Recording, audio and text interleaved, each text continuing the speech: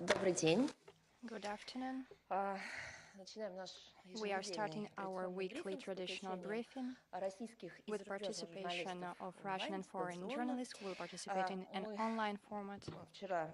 Yesterday we published detailed materials about negotiations held in Beijing of Foreign Minister Sergei Lavrov and his counterpart. The materials are available at the website.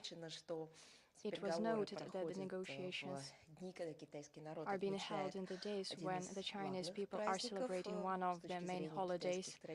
From the standpoint of Chinese cultural and traditions, the traditional Chinese New Year, we have also our own traditions, and as per tradition, we congratulate our Chinese friends in the Chinese language, and I would like to keep this tradition, and this is what I'm going to do. 兄弟的中国人民，春节到来，我想祝愿中国朋友们春节愉快，恭喜发财，恭喜发财，万事如意。我衷想祝愿北京2022年冬季奥运会成功，加油！Спасибо большое, потому что было очень много вопросов и просьб. There have been many questions and requests. I believe I have answered them. Теперь переходим к Now нашей we актуальной are moving международной on to повестке, our хотя, мне relevant кажется, это тоже international актуально. agenda, though I believe Тем более, this что matter is also первое important, сообщение из particularly графика since Сергеевича Лаврова на следующую, на предстоящую in the upcoming неделю weeks, как Sergei раз Lavrov также связано will с participate in an event that is этим related праздником, to this и как holiday. мы ранее анонсировали, 31 And as we have announced on the 31st of January, there was to be a reception on behalf of Foreign Minister Sergei Lavrov for ambassadors from the countries that celebrate the New Year according to the lunar calendar, which is the traditional New Year, which I have just mentioned. This event is postponed to the 8th of February, and it will involve the participation of ambassadors from China, the Republic of Korea, the DPRK, Mongolia, Vietnam, and Singapore. The meeting between the leadership of the ministry with diplomats representing the aforementioned countries in such a context, and as part of this holiday, which is another good tradition, strengthens friendly ties and mutual understanding between the states of the region. This year, the minister himself will participate in the event. I would also like to mention that as we receive information regarding the preparation of other events that involve the participation of our foreign minister, we will inform you additionally. I would also like to mention that on the 9th of February in Moscow, Foreign Minister Sergei Lavrov will meet with the presidents and committee members of the CSTO member states' parliaments, whose purview includes matters of international relations. He will also meet with vice foreign ministers from CSTO member states and ambassadors of these countries in the Russian Federation. The parties will discuss how to step up the activities of the CSTO as well as parliamentary work and relevant issues on the international and regional agenda. At the same day, at the platform of the International Discussions Club Valdai, with the support from the Foreign Ministry of the Russian Federation, the International Conference Collective Security in the New Age, Experience and Prospects of the CSTO will take place.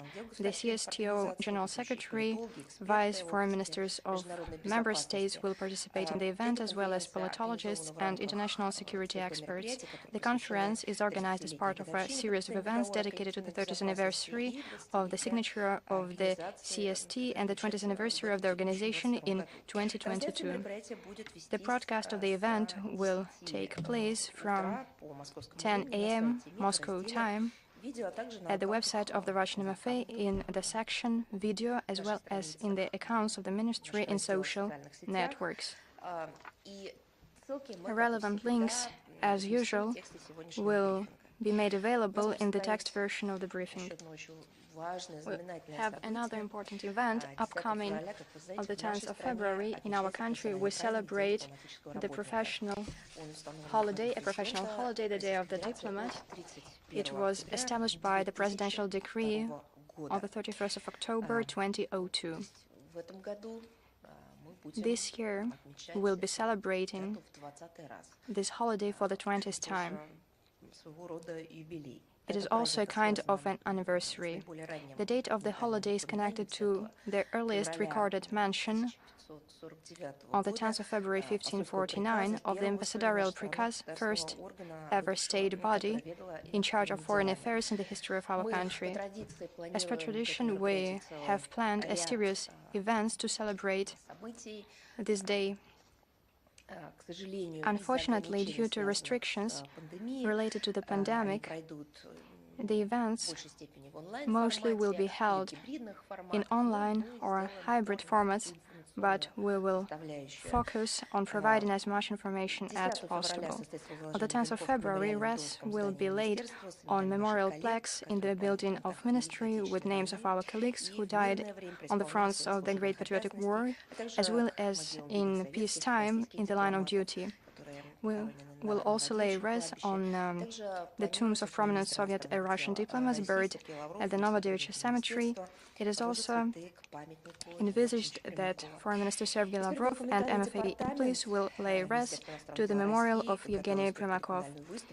The History and Documents Department of the Russian MFA prepared a historic exposition dedicated to the Russian diplomacy. It will take place in the receptions area of the central building of the ministry, and the relevant materials will also be made available on our website.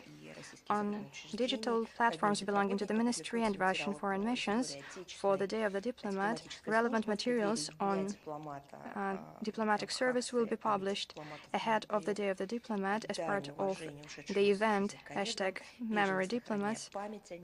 We will be paying tribute to the deceased colleagues and will preserve their memories, remember the glorious chapters of Russian diplomacy. We will publish different materials. Follow them, follow our hashtags in the course of our briefing. Today, I will mention again all those things. And of course, we are looking forward to the traditional congratulation from the Minister of Foreign Affairs, Sergei Lavrov, to all the employees of our ministry. I would also like to mention that tomorrow, on the 5th of February, Russia commemorates the Day of Diplomatic Couriers who died in the line of duty. The date is not random. It is the day that one of the first diplomatic couriers of the Soviet Russia, Theodor Nete, carried out his heroic act on the 5th of February 1926, together with Yogan Makhmastel. Theodor Nete was riding on an international express train to Riga.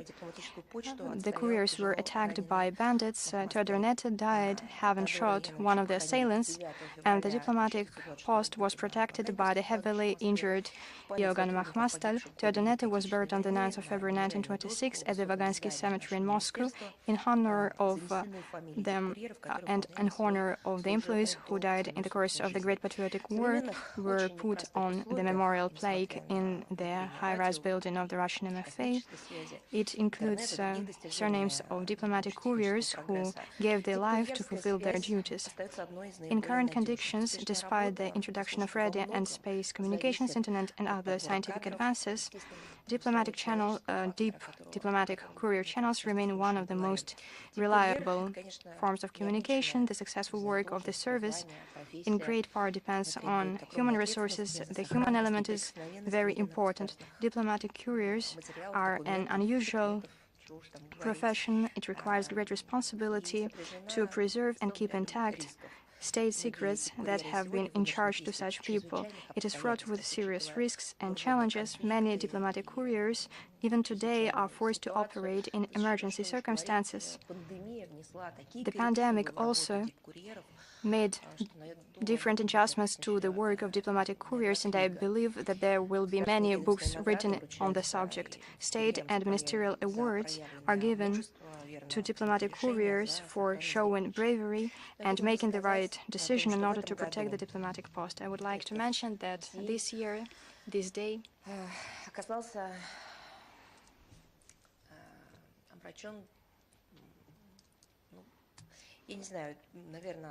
has been tainted by a very sad and even tragic event. On the 28th of January, director of the Diplomatic Couriers Department passed away, Sergei Nikolaevich Lukinchuk. Almost 30 years he dedicated to working in the ministry. He held different offices in the central apparatus and abroad. In July 2018, he became head of the Diplomatic Couriers Communications Department. He was a great diplomat, and we were all shaken by his death. Tomorrow, remembering our colleagues, honoring their memory, we once again will give tribute to him. He will forever be in our hearts. He was a great and a very kind person, a highly professional senior official. He had the knowledge, the skills, the perceptiveness, and he was a person who really served his home country. Day for day, we are becoming witness to the Western campaign aimed at circulating a kind of Russian threat about alleged plans that Moscow has. There are a lot of nonsense statements made by Western partners. Alleged threat to Ukraine, stoking of international tensions. It goes against the real state of affairs and common sense, which dictates the need to put an end to the Western hysteria as soon as possible. It is also very necessary to normalize the situation. Here we see that all means are being used. On the 2nd of February, British Prime Minister Boris Johnson published, it is but one of the examples, published on an official page of the government in Twitter a video where he personally tells the viewers about Russian troops close to the Ukrainian border and intimidates them with, quote, very real prospects of imminent Russian invasion. Mr. Johnson, Jen Psaki, according to her admission, has stopped using such words. Perhaps you as well should stop using such words and the situation will improve by itself. It usually happens when you stop using certain phrases previously prepared. The situation calms down. You have to stop intimidating people. You have to stop spreading false information. This is a very outstanding video. He threatens new sanctions against our country. It is accompanied by an alarm-invoking soundtrack. This is very obvious and very cheap propaganda. And these signs of alarm-evoking soundtracks that accompany the words of Boris Johnson completely drown out the voice of the Ukrainian regime. They have started making opposing statements compared to statements made by the West.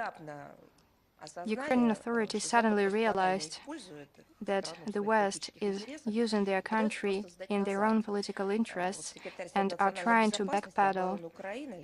The Secretary of the National Security and Defense Council of Ukraine, Alexei Danilov, recently stated that he sees no grounds for the statements made by certain representatives of Western countries regarding the so-called Russian invasion that is allegedly in the works. A similar opinion has been expressed by the defense minister and the foreign minister of Ukraine, Alexei Reznikov, Dmitry Kuleba. When it comes to the statements made by press services of the US and other countries, they sometimes give rise to jokes not only in Russia but in other countries as well, because it is very hard to take seriously these statements, these collections of clichés and commonplaces.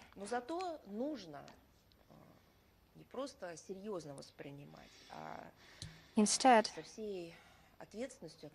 we need to take seriously the real state of affairs, not the fantasy world that has been made up by politicians from the West. It is very important to take note of the real state of affairs. Requests of the Kiev regime to tone the activities down a bit remain unheard. Both the US and Britain are dealing with their own crisis, so they are seeking opportunities to somehow virtually engage in a war in order to distract the attention of their own citizens from the state of political affairs that they are facing. The US, first and foremost, and NATO countries continue to bring new shipments of weapons assistance to Ukraine, as they call it, and thus search for a peaceful resolution of the conflict in Donbass is becoming increasingly more difficult. All this benefits the war party in Ukraine, benefits the people who calls for mass killings, evacuating the undesirable, put an end to their opponents.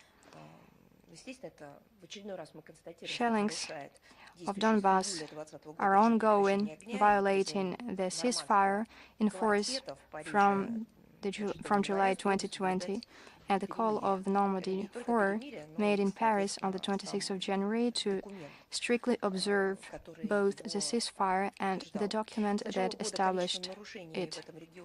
From the beginning of the year, the number of violations in the region has exceeded 3,000.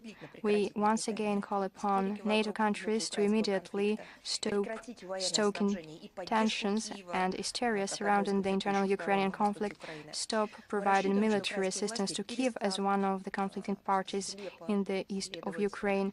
We hope that Ukrainian authorities will stop blindly following their NATO mentors,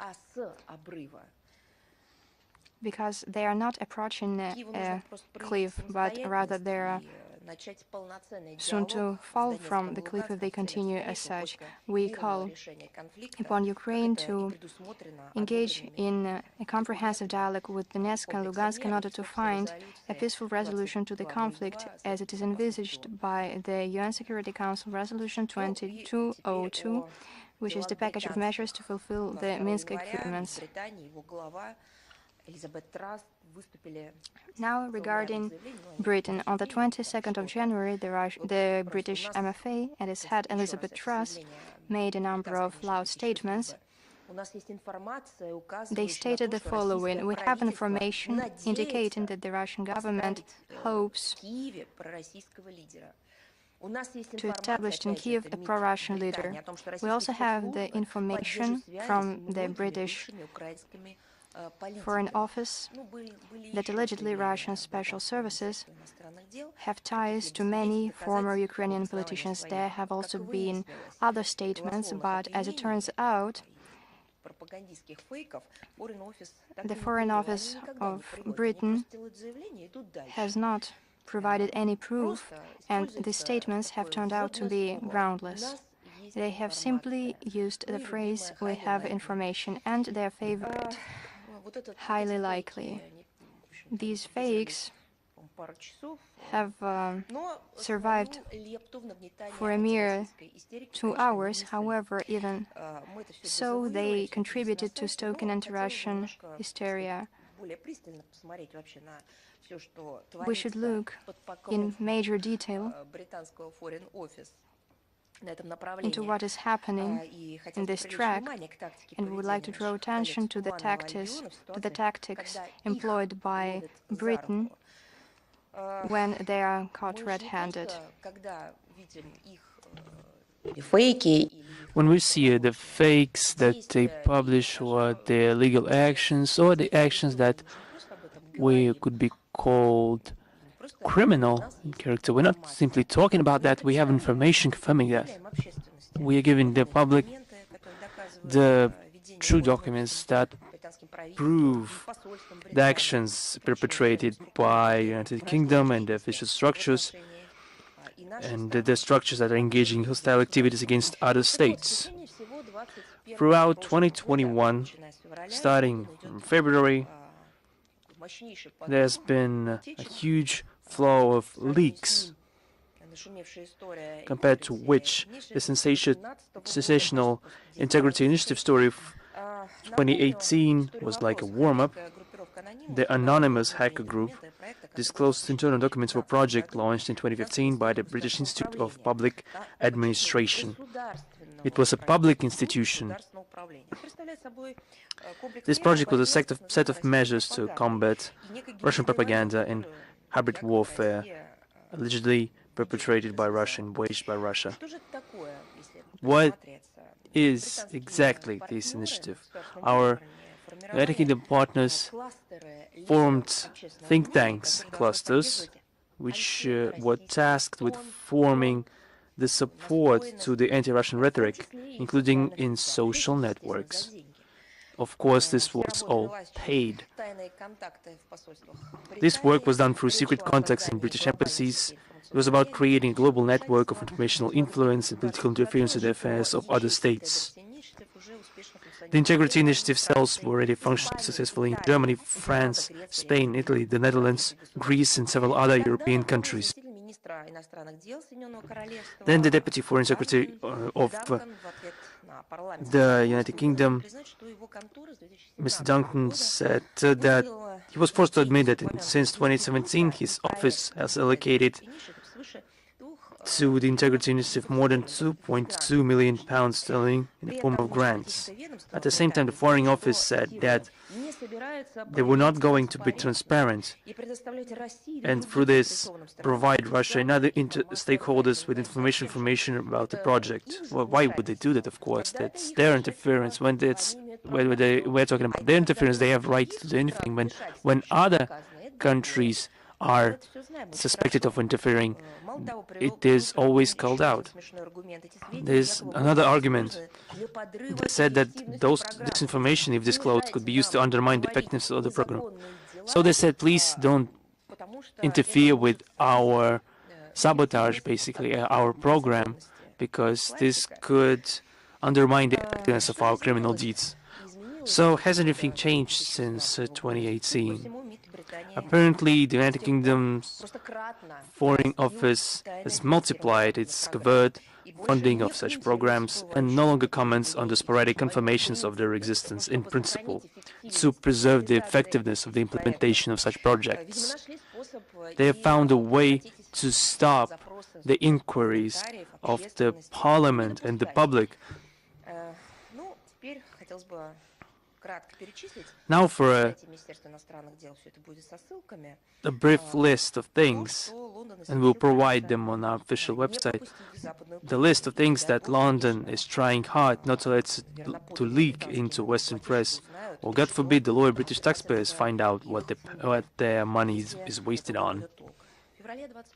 In February 2021, the hacker group Anonymous published an archive of the Foreign Office documents about a new project which is called Undermining Russia, decreasing the influence of Russia. This is a smart way to put it. This could be interpreted in different ways. This is an attempt of literary translation. The name says it all. despite the interpretations, the sense is singular. The masks are off. And we see all their faces for the first time in centuries. We saw what hides behind those masks. It could be seen plainly, clearly. We commented on this information a year ago. We urged them to respond to us, but our questions were left unanswered. The Foreign Office was quietly continuing to fund formally independent Russian language news outlets in Russia and other post-Soviet states, and was working to form a secret network of influential bloggers in the Russian language segment of the social networks to, as they say, create conditions for regime change in Russia and undermine Russian influence in Eastern Europe and Central Asia. This is not just our fantasy, this is being mentioned in the document. A lot of reputable media outlets were involved in this information, including BBC Media Action and Thomson Reuters Foundation, which they were involved in these activities. They are sometimes saying that there's a different BBC that's engaged in these activities. It's not a news BBC, it's a media BBC.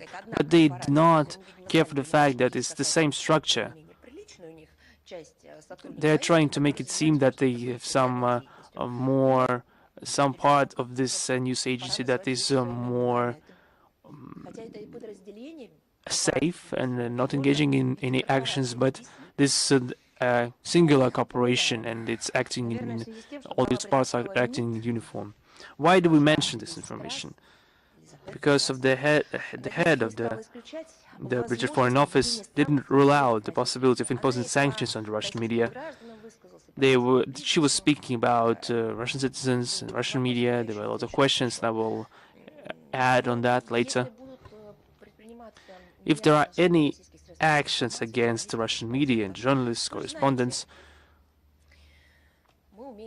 we know the response. We know how to respond. We were taught how to respond. We didn't do it earlier. We created all the conditions for the continued work of foreign correspondents in our country. We followed the rule of law, but we were taught to respond because everything has a limit. But if it happens and any sanctions will be applied to the Russian media, we will have all the grounds to have an appropriate response. It's just for your information. On October 3rd, 2021, there were financial plans of the government of Global Britain Fund published in Russian language Telegram channels, and London declined to comment on the leak, but the authenticity of the document was confirmed in absentia by one of the grantees. A total of 1.64 billion rubles in funding for Russian NGOs was documented in these papers. The money to promote British interests went through the embassy in Moscow. It is a violation of the Vienna Convention 1961. On December 8, 2021, Anonymous published documents from ARK, a contractor of the British state-run Conflict Prevention, Stability and Security Facility. The fund's annual turnover exceeds £1.2 billion. The organization responds to the National Security Council, which includes the leadership of the British intelligence community. The Aurelius project was planned to use a special information warfare unit to deny official Russian information regarding the actions of the Russian Air Force in Syria and trying to spread this misinformation through Russian language opposition media and social networks. In December 2021, the investigative portal Underside published applications for 56 grants for a total of 1.3 billion rubles from Russian NGOs from 44 regions to the British Foreign Office, which testifies to the undisguised British meddling in our internal affairs. As our British colleagues have probably already realized, we will not let this topic slide, and we continue to demand explanations, and we will demand to end this practice of using British diplomatic missions for tasks that are not in the scope of competence. And we will use appropriate actions, we will use counter-arguments based on relevant facts, but we will demand that they put an end to this malevolent practice that they are engaging in currently, according to international organization, and we will speak on the topic of the British neocolonial behavior. The public, and both in Russia and around the world, should know about this situation. Regarding the questions in the media, that we found out that French audiovisual and digital communication regulatory body ARCOM initiated an investigation into the activities of RT France on the basis of statements received from some unnamed associations. The media regulator does not disclose any information regarding the substance of the claims. The channel's editor-in-chief's inquiry remains unanswered for now, judging by the statements of the representative of the channel. However, for some reason, some local media outlets have been involved in details of the case. And French media say that the cause for this proceeding were some shortcomings, allegedly, on the part of RT France while preparing coverage of the Yellow Vest protests. I understand that the pandemic did a lot of damage to France and stopped the process. When those protests happened, when did they make those reports? Why did they remember about this only now? Why did they do this synchronously with the persecution against RT in Germany? Why is it all coming at the same time as the statements of United Kingdom regarding the sanctions towards Russia? They are also being accused of misinformation in regards to Syria and Central African Republic. Let's hope that this is just a nuisance and there will be its situation will be clarified in the future. I understand you that it's hard to believe it, that is really going on. We hope that the situation will be solved quickly in the speediest way possible. We're especially cognizant of the attitude that RT France correspondents have been experiencing from the official French authorities for a number of years now. We've spoken about this through the official channels too on numerous occasions. But now the different school of thoughts is taking dominance in Paris. It would be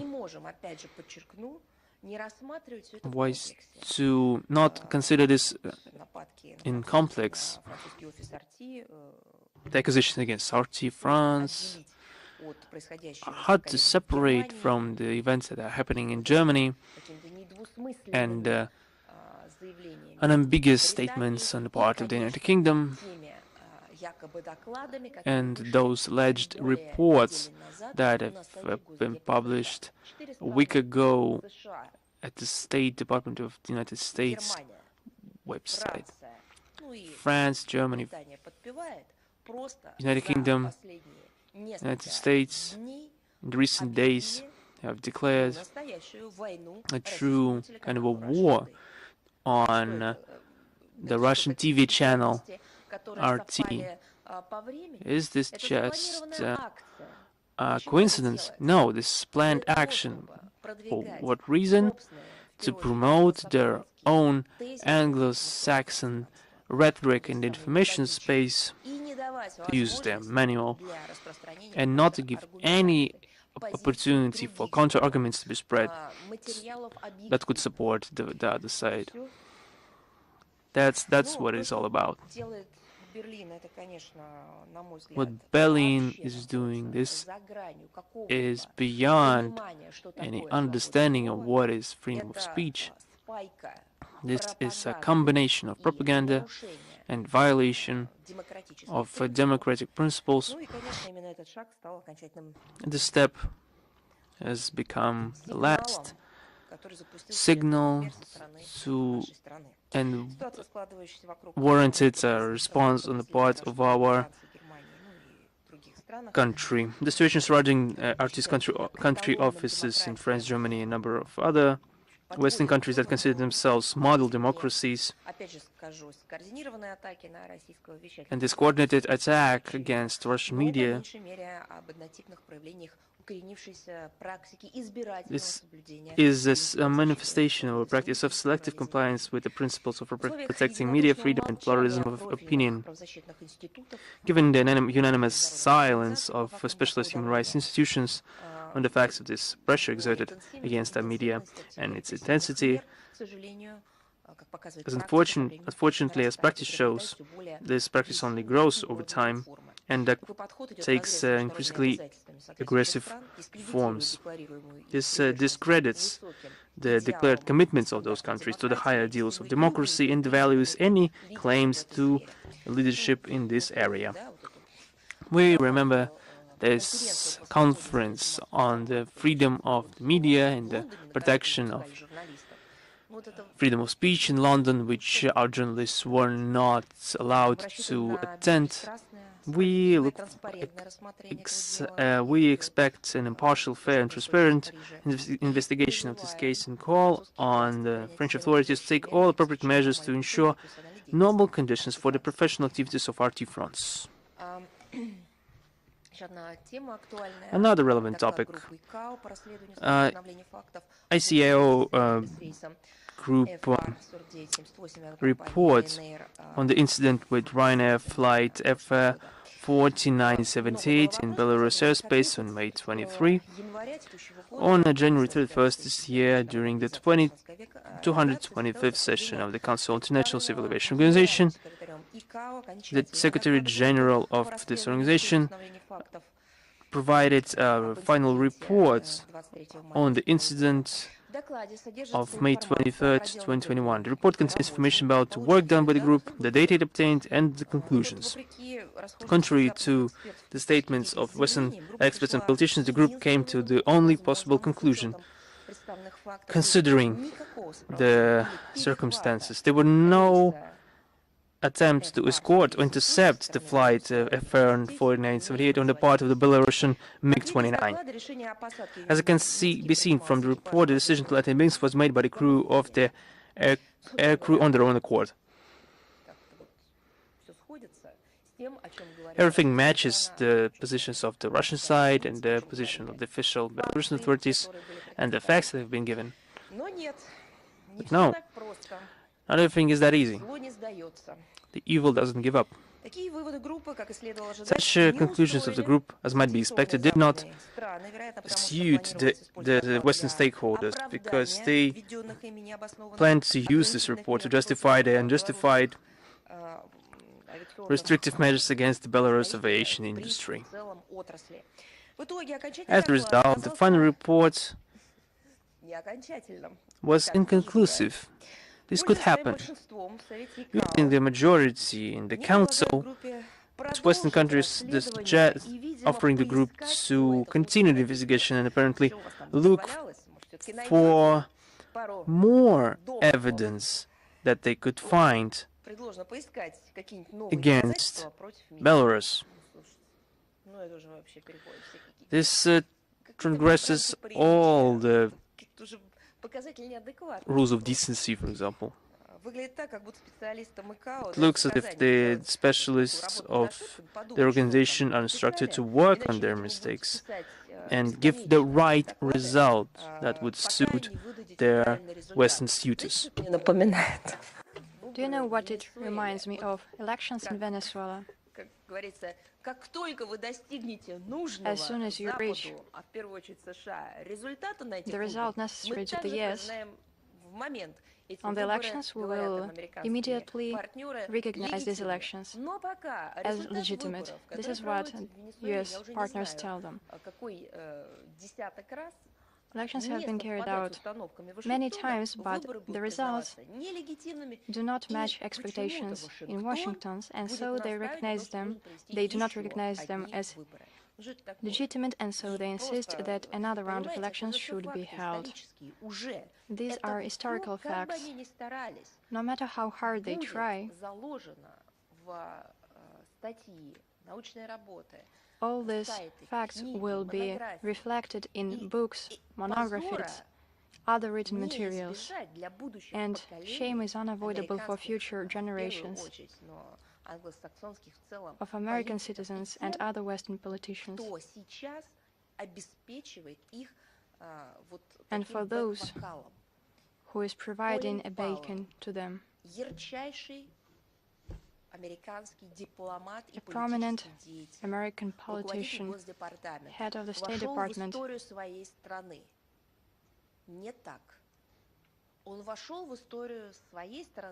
made it to the history of his country, a tragic figure, victim of American propaganda and lies.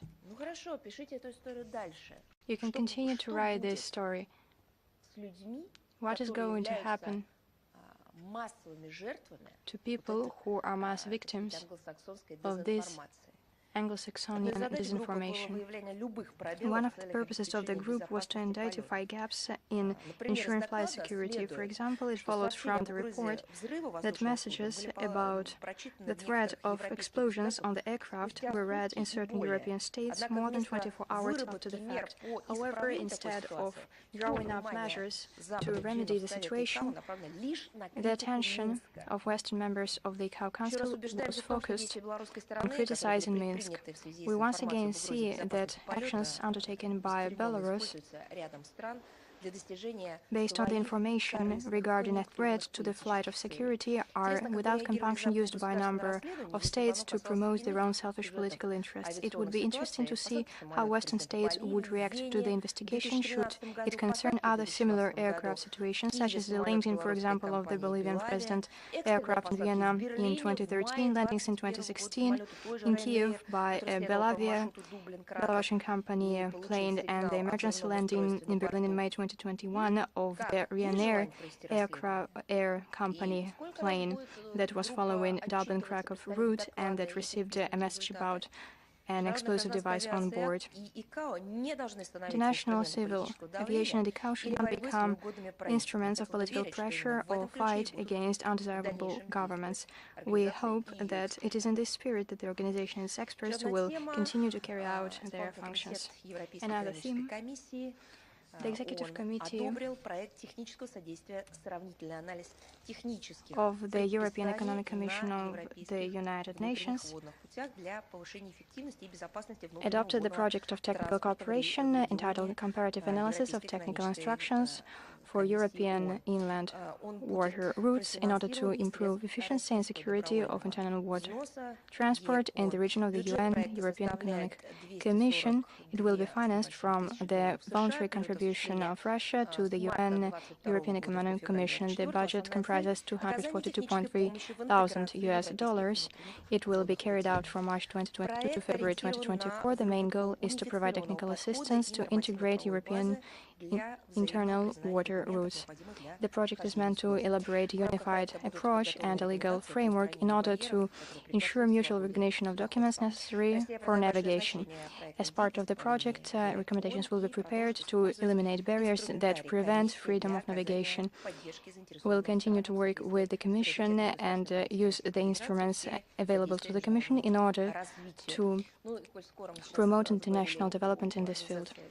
Since we are talking about the United Nations, I would like to congratulate our capital, our country, on the fact that one of the institutes of the United Nations charged with researching the life of in the different cities of the world recognized Moscow as a city with the most developed infrastructure and quality of life, putting it in first place according to a series of criteria. Sincerely congratulate the city, because this is a truly objective evaluation. There are other cities to be compared to. Moscow is developing in a truly wonderful way. Once again, congratulations, sincerely from my heart. I would also like to say a couple of words about the fact that in the difficult conditions of the global pandemic, Russia and Turkmenistan continue to cooperate closely in order to contain dangerous communicable diseases. On the 29th of January, Turkmenistan received another shipment of Russian anti-coronavirus vaccine, Sputnik Light. It includes 800,000 doses, of which 300,000 were provided on a free basis. We are committed to cooperate with all our partners in the spirit of friendship and mutual assistance in this track as well. Two historical dates. On the 2nd of February 1943, the Battle of Stalingrad ended with the victory of the Red Army. The large-scale battle went on for 200 days and nights. From the 17th of July 1942 to the 2nd of February 1943, it was fought on a territory exceeding 100,000 square kilometers. In different periods, a total of 2 million people from both sides participated in the battles. 2,000 tanks, 2,000 planes, 26,000 weapons and mortars were used in those battles. In terms of goals, scale, and intensity, the hostilities of the Battle of Stalingrad surpassed all previous military engagements in the history of the world. The battle consisted of two stages: strategic defense from the 17th of July to the 18th of November 1942, and strategic offensive from the 19th of November 1942 to the 2nd of February 1943. In the defensive period, Soviet troops, in the course of fierce and deadly combat, managed to frustrate enemy plans to capture Stalingrad in a single strike. Every street, every house, every meter on the ground was hard fought for. Defenders of the Pavlov's house brought world glory to the soldiers of the Red Army. Those defenders, against all odds, retained this defense foothold during 58 days. The enemy used aviation strikes, shellings, and mortar fire. However, the defenders gave no ground. The commander of the 62nd Army, Marshal Vasily Chuikov, later wrote in his memories, "This small group, defending a single house, eliminated more enemy soldiers than Hitlerians lost when taking Paris." For Germans, the Stalingrad battle became a kind of a grinding mill that ground to dust. Hundreds of thousands of German soldiers and officers, destroyed military equipment, tanks, and aircraft. In his letters to the German soldier, he wrote that Stalingrad was a hell on earth. Verdun, red Verdun with new equipment, we are attacking every day. If in the morning we manage to gain 20 meters, by evening the Russians drive us back. This is what he wrote in his letters. And in another letter, a German corporal wrote to his mother, quote, "You will have to be waiting for a long time yet for the special announcement that Stalingrad is ours. The Russians do not give up. They fight to the last man standing." On the 9th of November 1942, the Red Army launched a counter-offensive.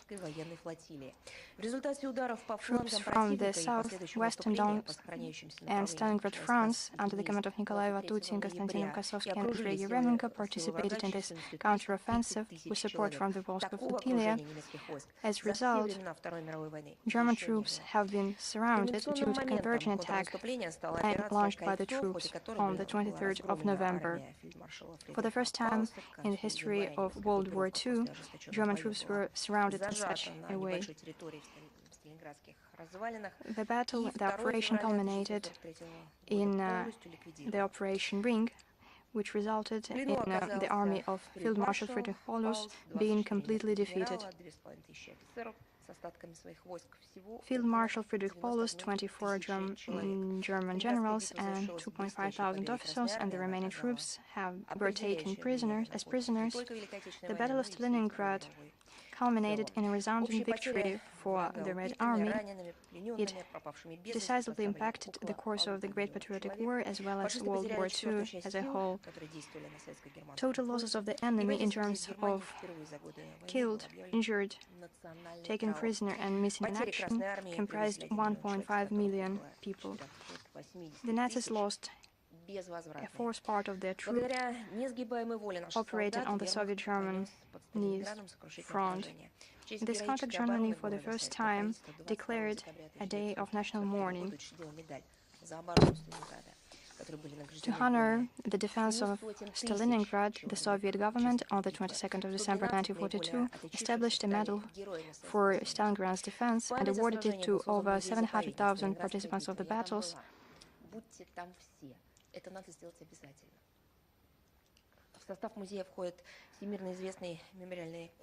Also, to honor the memory of those battles, museums have been established, including the Battle of Stalingrad Museum, which includes different museums as part of the complex. Also, a museum on Mamayev Kurgan. I have been there and I was surprised.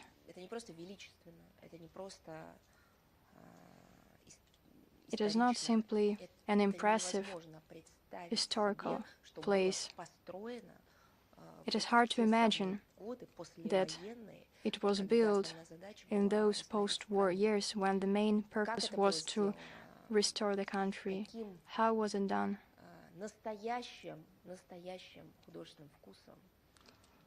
We can see the true artistic sense is prominent in the architecture. I call upon everyone to visit this place. It also includes the Panoramic Museum, the Battle of Stalingrad, with the biggest panorama in Europe, the Memory Museum, located in the historic place where Soviet troops captured the headquarters of the 6th German Army, headed by Field Marshal Friedrich Paulus. On the 2nd of February 1943, in accordance with the Federal Decree from the 13th of March 1995, on the days of military glory and commemorative dates in Russia, this day is celebrated in Russia as the day when the Red Army defeated Nazis in the Battle of Stalingrad. Another important historical date, the 4th of February 1945, when the Yalta or the Crimea Conference took place between the leaders of the USSR, the US, and the UK from the 4th to the 11th of February 1945 within the Livadia Palace in the area of Yalta. By that time, the Red Army liberated the whole territory of our country, a major part of Poland and Czechoslovakia from Hitlerians, and advanced significantly on the Warsaw-Berlin track. The landing of Allied forces in northern France in June 1944, long-awaiting opening of the Second Front of Europe, contributed to the fight against German aggression. The parties discussed a wide range of military and political matters. Leaders of the powers of the anti-Hitlerian coalition declared that their goal was to eliminate German militarism and to create guarantees that Germany would never again be able to violate the peace of the world. Decisions made in Yalta, in great part thanks to the efforts of Soviet diplomacy, had a great impact on bringing a faster end to the war and on establishing a post-conflict world order Modalities of forceful implementation of the terms of Germany's unconditional surrender, prompt end to the war on the Far East, creation of a consultations mechanism between foreign ministers and other matters were agreed by the countries. Considerable attention was drawn to creating, after the end of the war, an universal international organization to maintain peace and security, the future UN. In order to draw up its charter, it was decided to convene a special conference in San Francisco. Leaders of the three powers decided that the organization should operate upon the basis of unanimity of permanent members of the Security Council of the United Nations when deciding pivotal matters important to maintaining peace. The conference's communiqué indicated that the leaders of the anti-Hitlerian coalition emphasized the common resolve to preserve and strengthen the common peace and the unity of purposes and actions, which made victory possible, which is an important basis for the work of the United Nations. It is also very important to remember it nowadays, especially for the United States and their allies. They also indicated that only with ongoing and growing cooperation and mutual understanding between our three countries and between all peace-loving peoples will the loftiest aspiration of the humankind be realized, which is a lasting and final peace. Despite different systems, political systems that existed in those countries, when it came to their own internal affairs and when it came to the fate of the world, and despite that fact, they found the will and the possibility and the means in order to define the most important thing, unity of purposes and actions to achieve peace. It was emphasized that the UN would play an important role in order to prevent aggression and in order to eliminate political, economic and social causes of war through close and permanent cooperation between all peace-loving peoples. This is a quote. The question is, what has changed? Maybe those states stopped being peace-loving countries since they behave in such a way. Discussing the UN matter, the Soviet delegation managed to receive agreement from the US and Britain so that the Ukrainian SSR and the Belarus SSR could become founding members of the international organization. In Yalta, the Allied powers reaffirmed their desire to see Poland as a strong, free, independent, democratic country and to guarantee its security. As a result of decisions made in Yalta, Poland gained considerable territories in the north and in the west.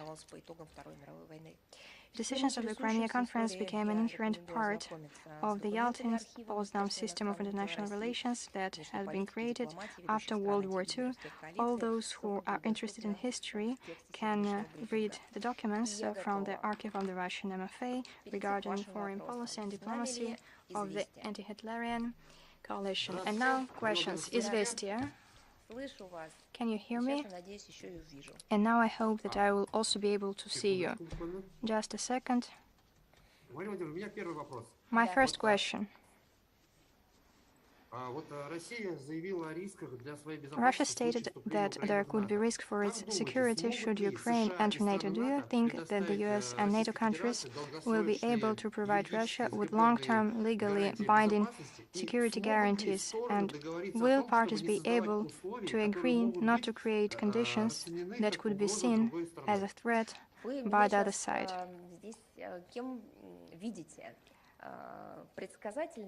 Do you think I am a seer, or do you believe I'm a person who simply voices the main political aspects of our concepts, of our work on the international arena? I believe the second is true. We make no such predictions. We carry out practical work meant to achieve those security guarantees that you mentioned. You know the chronology. We sent to our NATO and US partners the relevant proposals, we received a response that is being considered right now, that is being analyzed right now. I would like to draw your attention to the statements made by the President of the Russian Federation and the comments made by our Minister, Sergei Lavrov. All this is being analyzed and considered right now in order to make sure that, in order to communicate and report the conclusions to the President of our country, and then the President will be the one to make the decision regarding our further steps.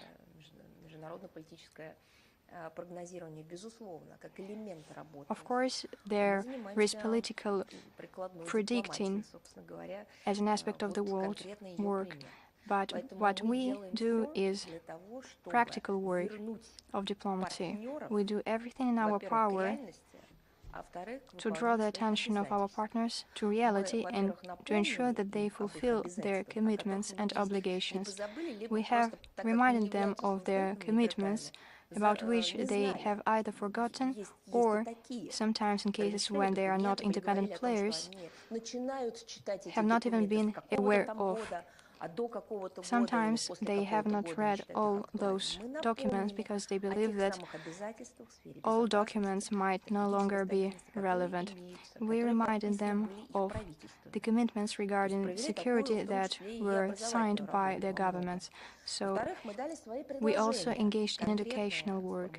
Also, we provided our proposals based on facts, on documents, on experience, both legal and diplomatic experience, and we held a series of meetings and negotiations showed our transparency, regardless of the fact that current official representatives and politicians sometimes allow themselves to make completely mind-boggling statements. Nevertheless, we showed our willingness to negotiate on all diplomatic matters. Second question. The MFA of the self-proclaimed Donetsk People's Republic says that they are expecting a reaction of the guarantees of the Minsk agreements regarding the shipments of armaments from the West to Kiev. How do these shipments correspond to the declared desire to settle the Ukrainian conflicts with the help of diplomacy? They are not corresponding. But this is the course of action of our Anglo-Saxon partners and their so-called vassal states. And there are a lot of analogous situations in that regard when they are talking about one thing and in practice they're implementing different things. We have repeatedly commented the increase of weapon shipments to Ukraine and the evacuation of embassy personnel from Kiev. That they said that the Russian embassy was evacuating, but they said that it turned out that they were evacuating their own citizens. They also commented on the mythical statements on the Russian threat. This is the artificial increase of tensions. This information attack, information campaign against our country.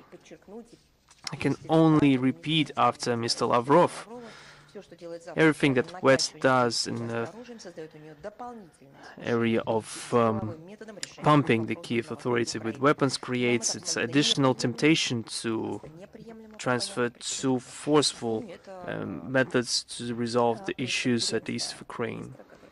This is an extract from the press conference of Mr. Lavrov on the 14th of January. We also made statements regarding that such actions are testifying to the possible provocations on the part of those that are responsible for this increase in tensions. My last question, the administration of the Czech president erroneously destroyed secret reports regarding the explosions on the Vrbetica explosions in the munitions storages. The Czech radio informed us about it on 29th of January. Could this be done on purpose, or does this give any other grounds for falsifications? The speculations in the Czech media regarding the destruction of the secret documents in the Chancellor's office of the Czech President of the Czech Republic regarding the explosions in 2014 are tough to comment. It is not our business, but it's obvious that the attempts to create those fake news in the public space of a new information regarding the Verbetitsa affair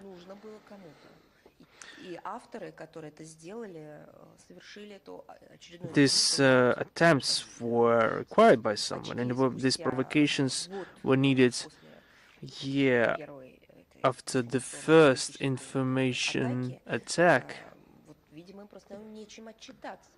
Testifies to the fact that they have nothing to say, really, and then they are grasping for straws, basically. They have nothing to confirm the Russian traces in this unfortunate story. This is a sort of a ruse to distract attention for another time. I've only commented on the messages in the press. What actually happened there, we have no idea. If we turn to that topic, we think absurd the accusations that have been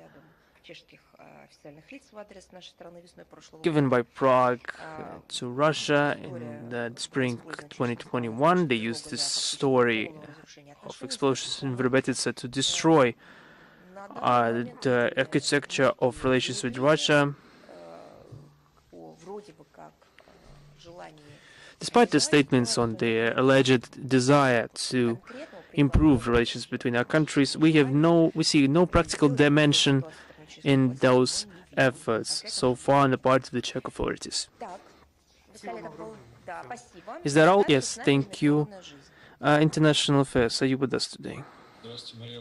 Good afternoon. Good afternoon. I have two questions. The State Department of the United States will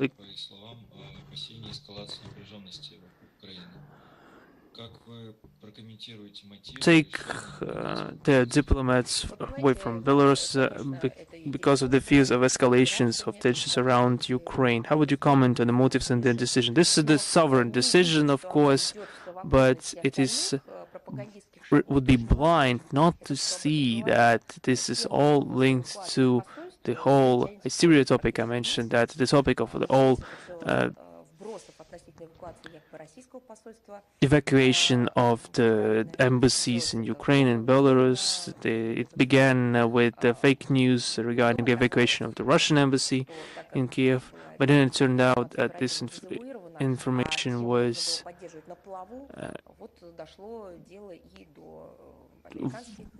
proven wrong by our official sources, and they had to continue with their gamble.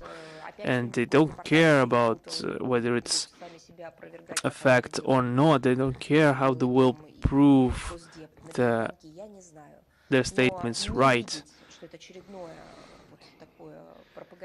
It would be blind not to notice this charade, basically not to see interconnections between those fake news and information, these misinformation attempts. This is a provocation. Second question. France has noticed progress in negotiations in a normative format, as has been reported by the official representative of the French government.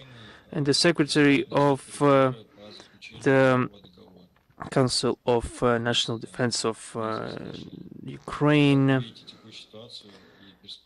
calls for new negotiations on the concluding a new treaty. How do you evaluate the current situation, the perspectives of prospects of new negotiations in the normative format? I would like to clarify that the main negotiation platform in the inter-Ukrainian crisis is the contact group, where all the parties of the conflict are present. Unfortunately, during the session of the 26th of January, the participants faced an open sabotage on the part of the Ukrainian side regarding the normative format, which is tasked with giving political influence to the contact group and trying to help Kiev in carrying out its obligations in the framework of the Minsk agreements. The negotiations on 26th of January at levels of political advisors to the leaders of the normative quartet was difficult but quite frank. The main result of this is a confirmation of the necessity of the Minsk agreements and the necessity to conform with the measures to reinforce the ceasefire of July 22nd, 2020. Unfortunately, it seems that the Ukrainian authorities have no desire to implement the Minsk agreements. Mr. Danilov said in his interview to Associated Press on 21st of January, said that it was impossible to implement the Minsk agreements. And the Minister of Foreign Affairs of Ukraine, Dmitry Kuleba, in his interview to the Polish news outlet Rzeczpospolita, said that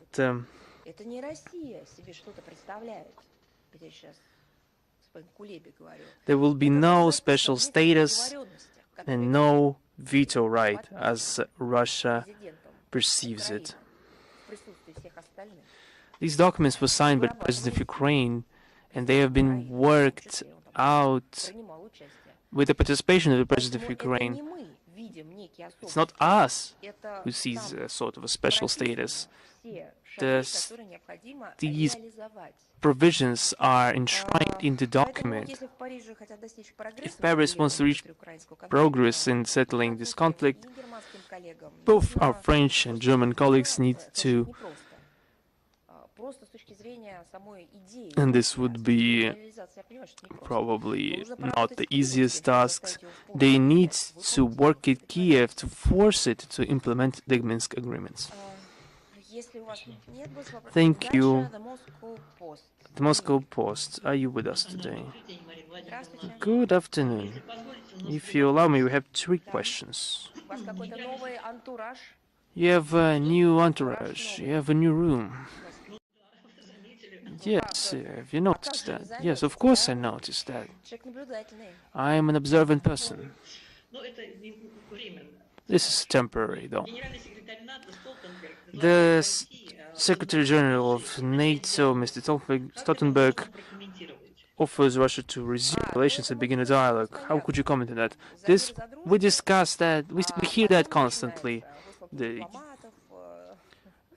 On one hand, they speak about friendship, and speak about peace, but on the other hand, they extradite our diplomats, and they bog down any attempts of dialogue.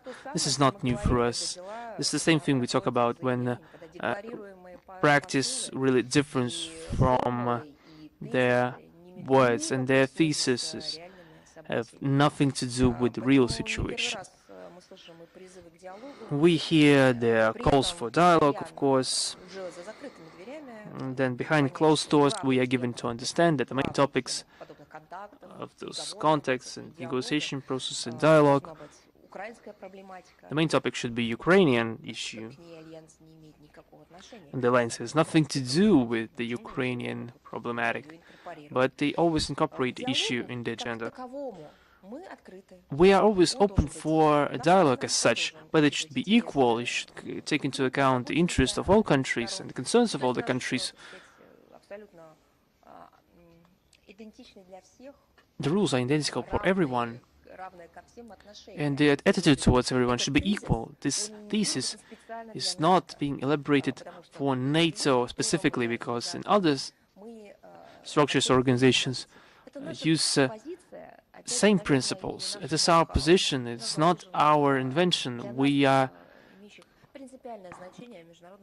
This is principally important in international agreements, and this has been enshrined in the UN Charter for example, our regular initiative to discuss real questions, not the mythology, but the measures of transparency, for example, the prevention of military incidents, moratorium on the deployments of medium and short-range missiles are ignored by NATO for a lot of years. They have been ignored.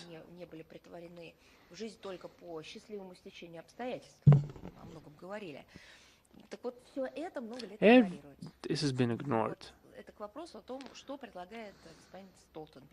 This is talking, if we talk about what Mr. Stoltenberg is suggesting. The alliance has shown that its priorities are to deter Russia in all directions. This is the position that has been have been expressed in the media, in the Western media, that of course let's talk, let's negotiate, but we will still deter you in all directions. We remember that this is a sort of a Freudian slip. This deterrence of Russia is a priority for them. They include the military buildup and the building of infrastructure. In that program, they build cooperation programs with the NATO partners. The most interesting thing that nobody sees there, and they try to make it not seen in the entire world. It's not us moving towards the alliance. It's not us that are encroaching on their borders. It's not us who are extending our influence. It is NATO that advances its forces and their armaments towards the borders of the Russian Federation. We asked them a concrete question, but of course you understand that if we act based on the principle that the political leaders, for example, the head of the Foreign Office, tell the entire world that they will help the Baltic partners through the Black Sea, through that logic, everything is possible. It could be a case made that Russia threatens NATO by moving its forces to NATO borders. Everything matches then, but this is a hall of mirrors. This is just the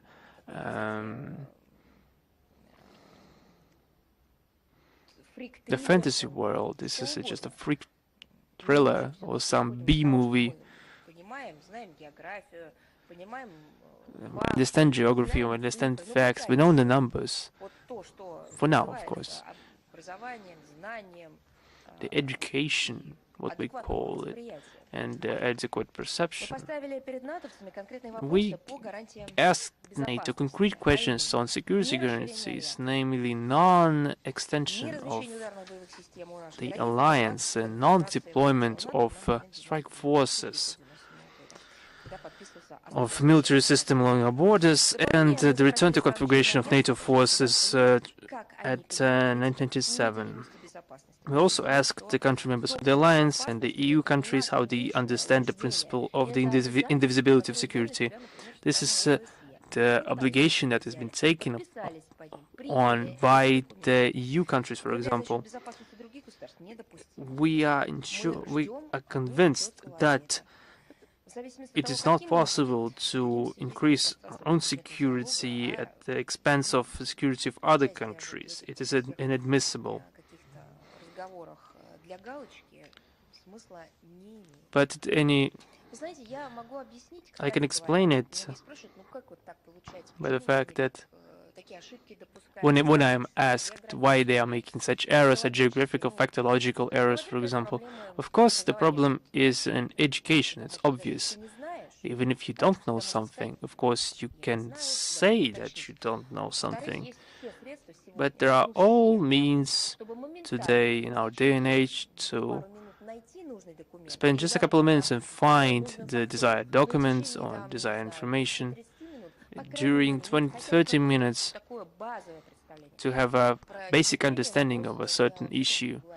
And I'm not talking about the targeted discussion of the question, because there are, of course, specialists that could advise on the material.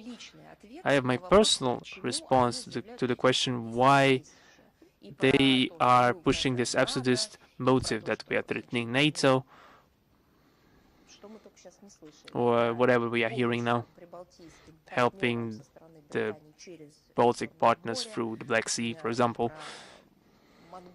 and the Mongol Tatar invasions, as they call them. I will explain you. My personal conviction is that, not closing the topic of the low-quality education, I would stop on the thesis that they have never responded for their actions. They have never been responsible for their own actions and the steps. They just made something, they turn over the page, and it's done and dusted. They have no responsibility, have no accountability. Everything that's come has passed. It's no need to fixate it. I was astonished by that, by the culture of the diplomatic service, the archiving of documents.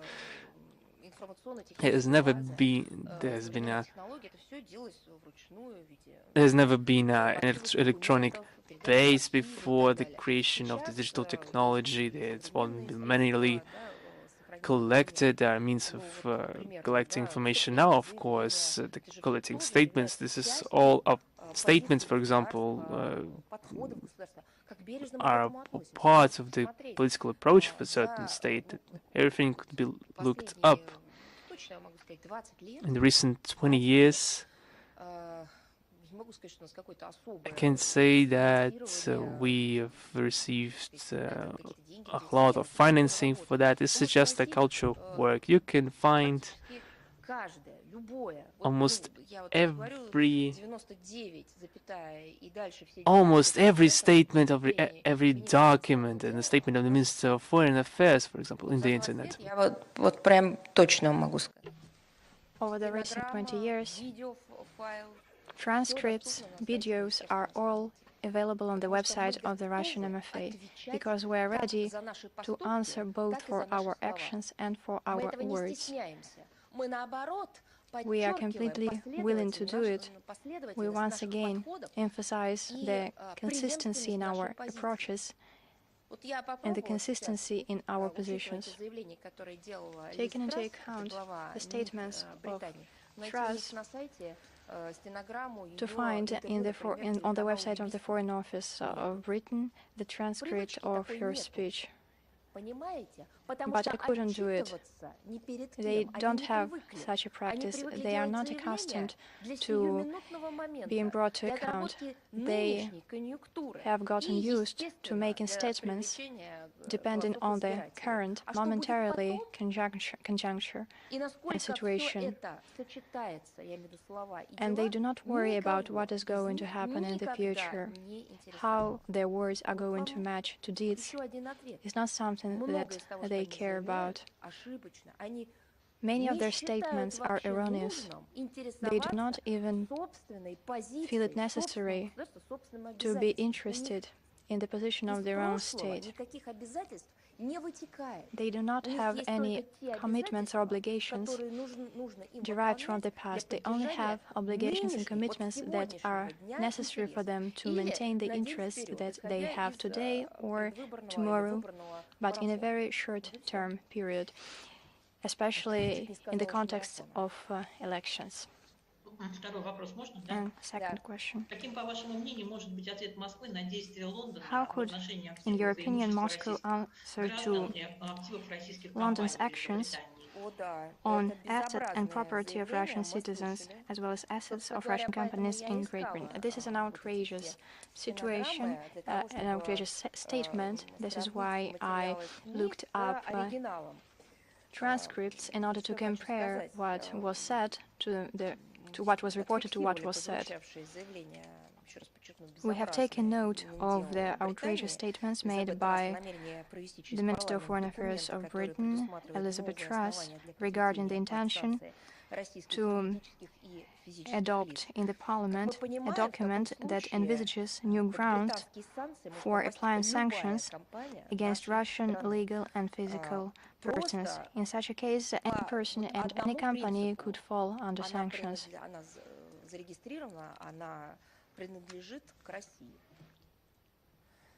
Based on a single principle, the fact that it belongs to Russia.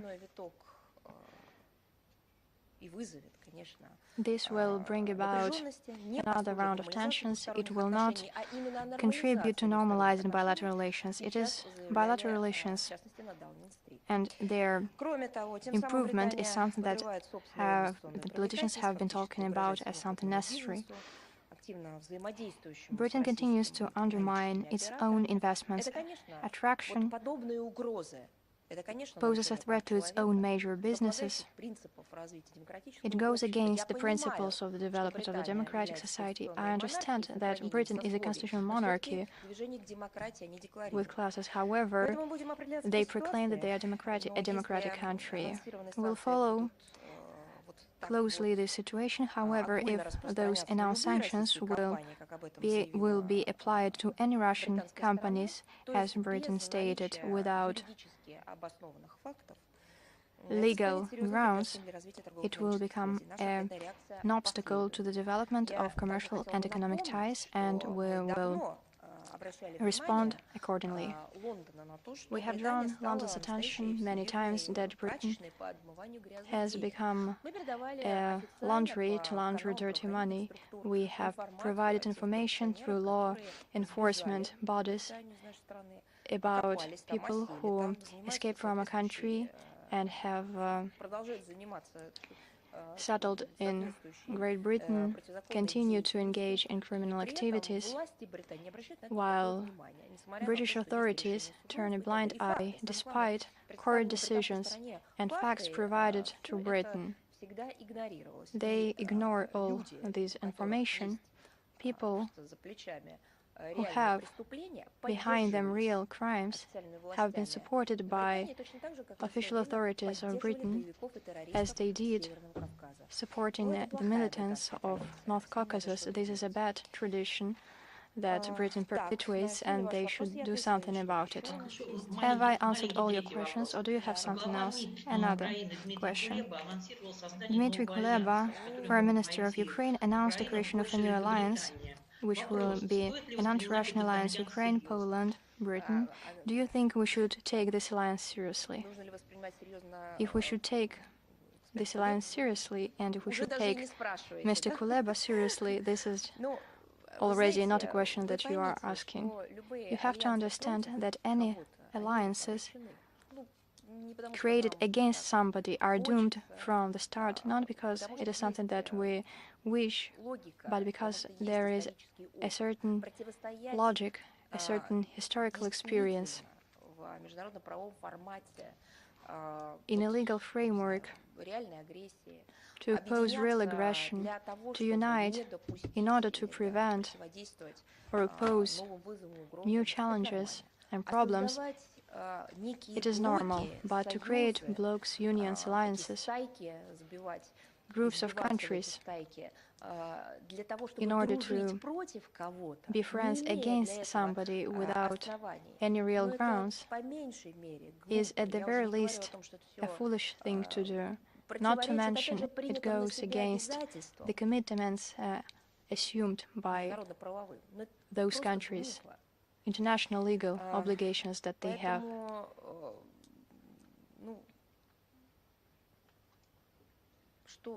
What can I say? Of course, when we hear those statements,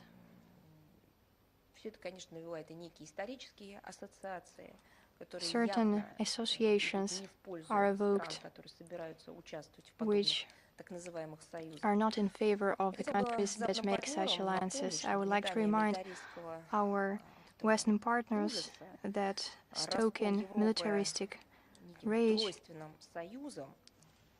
and dividing Europe and division of the Europe by the Triple Alliance, which happened in the past. as well as the use of such terms as axis. These are events that Europe went through in the 20th century, as you all remember. It was something that we saw on the eve of World War II, and we remember what disaster it brought about. These experiments should not be repeated, no matter how they fantasize on the matter. Their purpose is obvious, it is a provocation. Do you have any other questions? Thank you. Asian News Agency, do we have you with us? Good afternoon.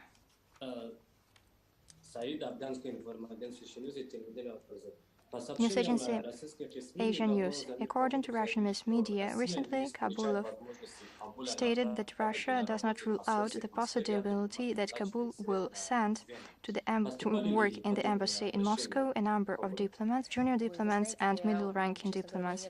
Have you received such requests? To be honest, I do not have this information right now. At this stage, I have nothing to add.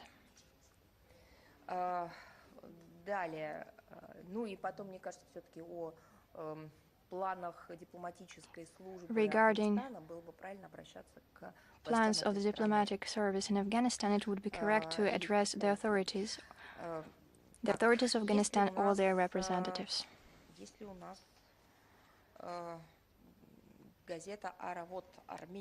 Do we have Aravot agency from Armenia? Distinguished colleagues, Madam Zakharova, I have the following question. Recently, a number of Azerbaijani media outlets published the news that construction of a bridge has resumed. The bridge is to serve as an alternative route through the Latin corridor connecting Armenia and Artsakh.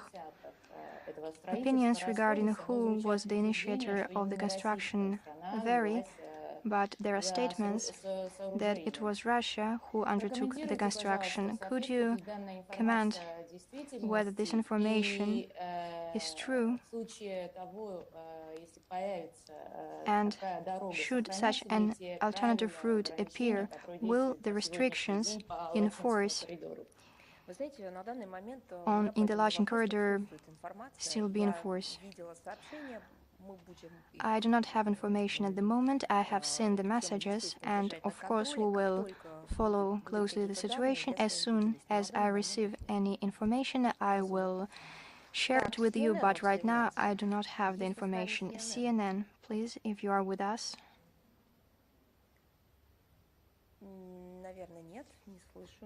Probably not. I do not hear you, nor do I see you. Do we have RIA Novosti with us? Yes, good afternoon. We have a question regarding Deutsche Welle. As we understand it, they should have given in their accreditation credentials. We would like to clarify how is the situation. Could you please repeat your question? I did not hear you very well. We would like to clarify whether, starting from Friday,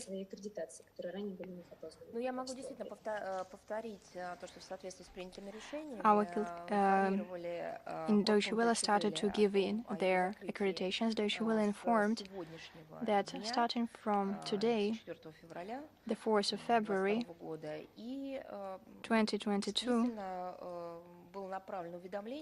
a notification was sent about the need within a day to hand in accreditations. I have seen relevant information. Whether it means that they should leave in that case, probably you do not understand very well what it is about. The Bureau includes a number of people, out of which 16 are Russian citizens. So when we are talking about 3 foreign citizens that work in this in this bureau, the need to hand in their accreditation does not mean that they have to leave. And once again, I would like to reiterate that we stay in contact with our colleague journalists. You know it very well. Many of you are present here asking questions. We are always ready to provide assistance and support. It is interesting that RIA Novosti are interested in the fate of Deutsche Welle, whereas up till this morning, the person in charge of this section of Deutsche Welle has not called us. He gave an interview, but we received no calls from him. I was also surprised that he called these actions strange. If he finds them strange, he should ask us to clarify. Once again, till this morning, I have not received any calls, but German diplomats did contact us.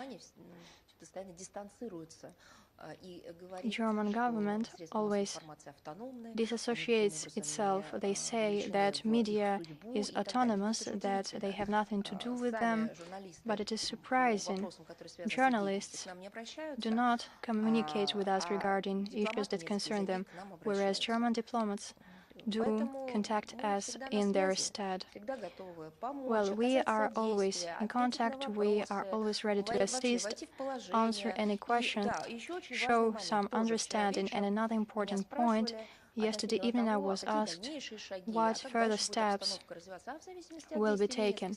It depends on the German side. If Germany seeks escalation, we will respond in kind. If Germany seeks normalization, we will respond in kind. We are also completely ready to normalize the situation. I would also like to mention that we have repeatedly addressed Germany, their embassy in Moscow, their ambassador. We have addressed Berlin through our embassy in Germany. In order to find a compromise or a format that would be acceptable for our German partners in order to resolve those issues. I'm just deliberating on the matter right now, taking into account the high level of activity of German journalists in Moscow. They could hold this with Russian journalists as well. First, Germany starts an information-driven campaign against Russian journalists, and later, when it receives a response from Russia, it calls upon Russia itself. They even addressed the president to normalize the situation. Wait just a second. You are confused. You have to determine the rules of your own games and only then make such loud statements and make such unfriendly steps. I would like to reiterate, if Germany has the intention, the desire to discuss, to negotiate, to find a way out, we are completely willing. When the head of the Foreign Office of Germany came to Russia, Russia touched upon this matter and made the relevant proposals to start a dialogue. Perhaps it should not be a dialogue at the level of governments or diplomats. We have non-governmental organizations, but we have received no answer, no emotion from Germany. I do not know what the reason is. At this stage, this is what we have. Does RIA Novosti has other questions? If not, let's continue. We have Voice of America. Do we have you with us? If not, then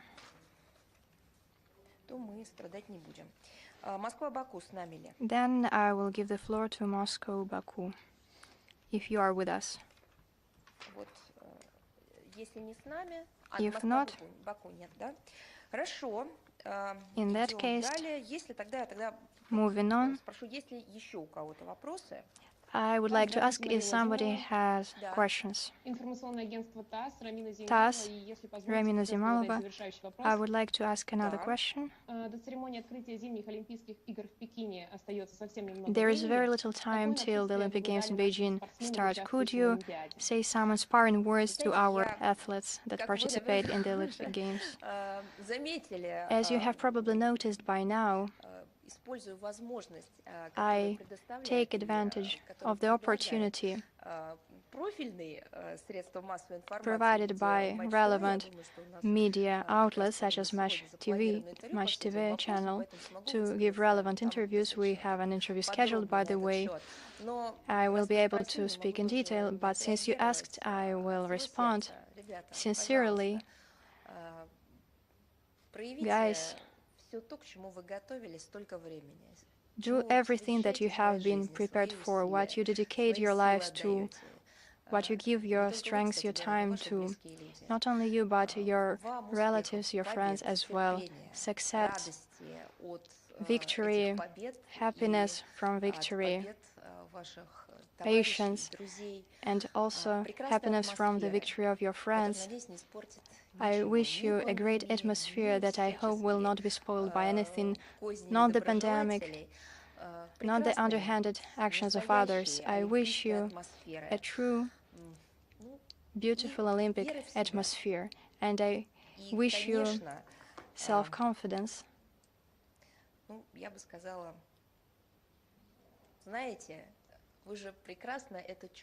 You feel it very well yourselves. We are with you. We cheer for you. Russia onwards. Thank you. If there are no other questions, I would like to bid you goodbye. Stay healthy. If you have more questions, please send